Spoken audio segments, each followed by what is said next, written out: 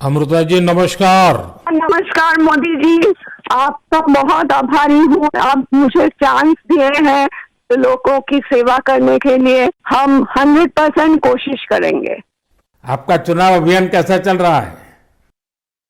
अभी तो हम निकले हैं तो एक बीजेपी को उनका पिता का देहांत हो गया, हम उधर ही आए हुए हैं तो अभी वापस जाके हम प्रचार में ही निकलेंगे। अमृता जी, आप महाराजा कृष्णराय चंद जी की विरासत को आगे ले जा रही है।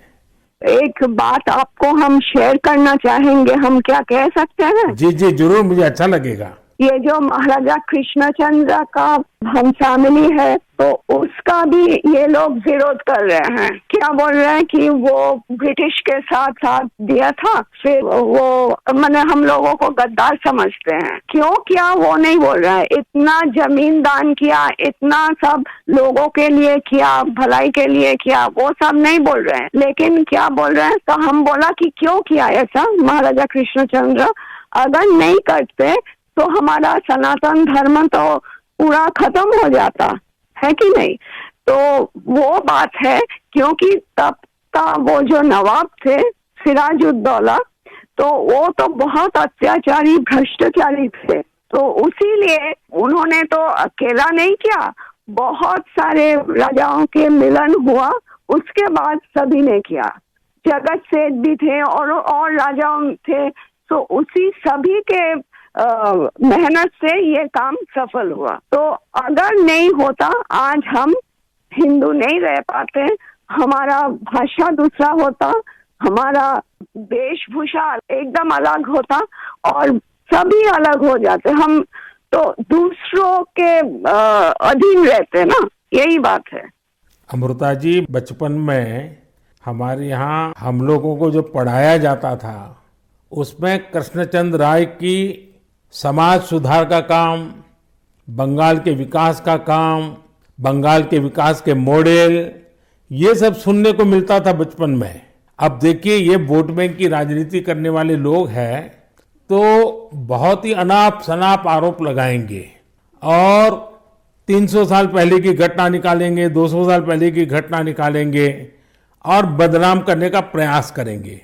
ये खुद अपने जो वर्तमान पाप है उसको छिपाने के लिए वो ऐसी चीजें ढूंढते रहते हैं। लेकिन जब भगवान राम की बात आती है, भगवान राम की बात आती है तो वो कहते हैं कि सबूत कहाँ है, इतनी पुरानी बात क्यों निकालते हो। लेकिन जब कृष्णचंद्र राय की बात आती है तो वो तुरंत निकालते हैं। तो इस प्रकार से उनके दोगलापन होता है और आपको इसका बिल्कुल मन में प्रेशर नहीं लेना चाहिए। आपने तो बंगाल का उज्जवल भविष्य और आपका स्वयं का जीवन भी लोगों के लिए रहा है। हाँ जी। और आपके सामने बंगाल की विरासत को बचाने की भी चुनौती है। और आप इसे कैसे देख रही हैं? आप? हम पॉजिटिवली देख रहे हैं। हमारा लड़ाई जो है लोगों का सेवा के लिए है, करप्शन हटाने के लिए है और वंचित लोगों के उपकार में आने के लिए है। आपने देखा होगा इन दिनों लड़ाई दो खेमों में बट गई है।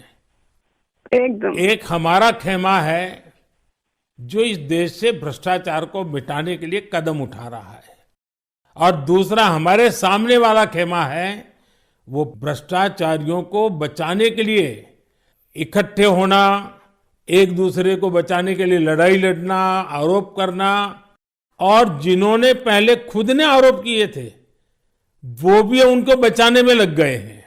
यानी उनके लिए देश उनकी प्राथमिकता नहीं है, सत्ता ही उनकी प्राथमिकता है।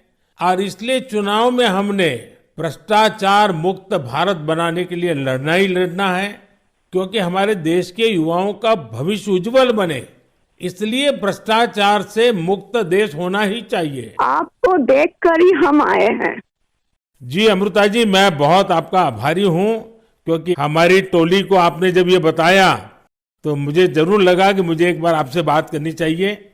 अमृता जी, बंगाल के अन्य इलाकों की तरह हाँ जी, कृष्णा नगर में भी बीजेपी को बहुत उम्मीद के नजर से देखा जाता है।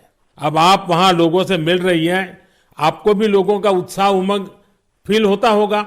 बहुत जनों ने बोला उन लोगों का डीए अटक गया। बहुत जनों ने बोला स्कूल में भर्ती कराने के लिए लाखों का पैसा चाहिए। बहुत जनों ने बोला हमको बोला था कि घर देंगे, नहीं दिया। तो क्या बोले इसको। अमृता जी, मैं आपको एक बात बताता हूँ। हाँ जी। मैं एक लीगल एडवाइस ले रहा हूँ। हाँ प्लीज बोलिए। हमने बंगाल में ये ईडी वालों ने करीब 3,000 करोड़ रुपया इनका अटैच किया हुआ है।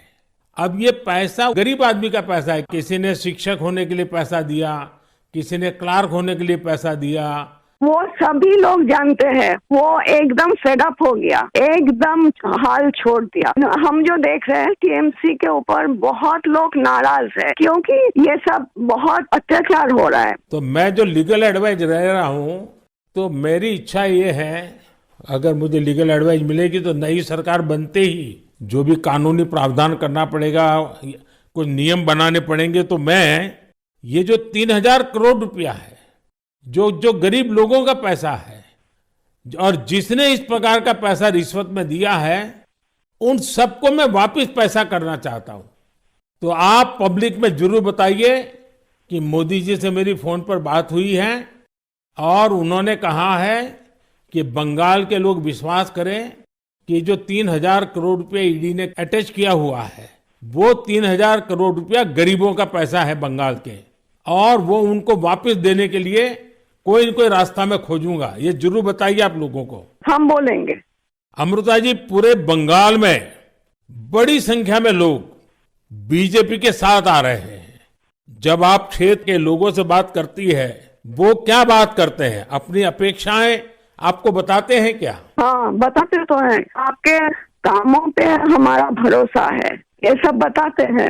और हम पूछते हैं कि महुआ मैत्रो का क्या होगा, बोलो उसको तो जेल ही जाना है। अच्छा, लोग बोलते हैं।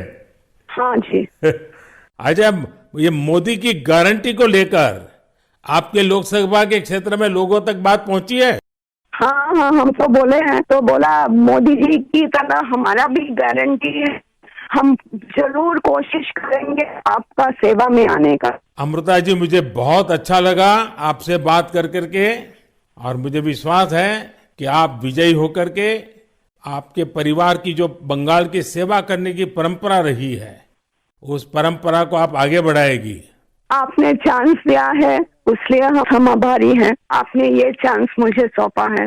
बस आप जीत करके आइए, हम मिलकर के बंगाल के लोगों की बहुत सेवा करेंगे। और आप भी जीतने के बाद पहले 100 दिन में कृष्णनगर में क्या करना है, उसका पूरा काम निकाल के रखिए। मैं पूरी तरह आपके साथ खड़ा रहूंगा, और उसमें से जो भी काम भारत सरकार को करने होंगे वो तुरंत कराने का हम प्रयास करेंगे। आपका आशीर्वाद मुझे चाहिए बस जनता का आशीर्वाद हम सबको चाहिए। जनता का आशीर्वाद ही हमारी सबसे बड़ी ताकत है। लेकिन आप मुझे गाइड करिए, ये हमारा रिक्वेस्ट है। नहीं, बिल्कुल हम संपर्क में रहेंगे, और मेरी आपको बहुत शुभकामनाएं हैं। बहुत बहुत धन्यवाद जी। नमस्कार।